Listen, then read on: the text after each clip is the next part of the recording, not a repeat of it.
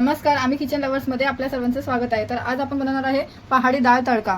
त्याच्यासाठी मी 1 वाटी चण्याची डाळ घेतलेली आहे, शिजवून घेतलेली आहे ती डाळ। बाकी सर्व आता मी साहित्य तुम्हाला दाखवून दिलेलं आहे।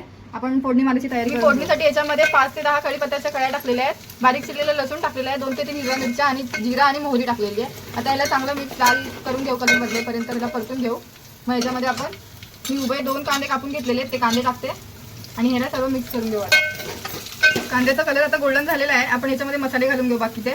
मी लाल काश्मीरी मिरची घातली आहे, घरची लाल मिरची पावडर घातली आहे, हळद घातली आहे, धना पावडर टाकली आहे आणि चवीनुसार तुम्ही तुमच्या चवीनुसार मीठ घालू शकता। थोडंसं हिंग घालते, हिंगने कशी थोडीशी टेस्ट बदलून येते। आता ह्याला चांगलं तेल सुटलेलं आहे। आपण जी डाळ शिजवून घेतली होती ती आपण थोडी थोडी करून घालू याच्यामध्ये। पूर्ण बारीक नाही करायची, अशी थोडी दाणेदार अशी डाळ ठेवायची आहे। मिक्स करून घेतलेली आहे डाळ टाकून आता आपण हे सर्व मिक्स करून घेऊ एकत्र। आपण याला सर्व आता हे जे आपण मिश्रण टाकलेलं आहे सर्व मिक्स करून घेऊ। मी एक बारीक टोमॅटो कापून घेतलेला आहे, तो टाकला वरतून आणि आपण ह्याला मस्त अशी कोथिंबीर टाकून देऊ। तर अशाच प्रकारे आपली पहाडी डाळ तयार झालेली आहे।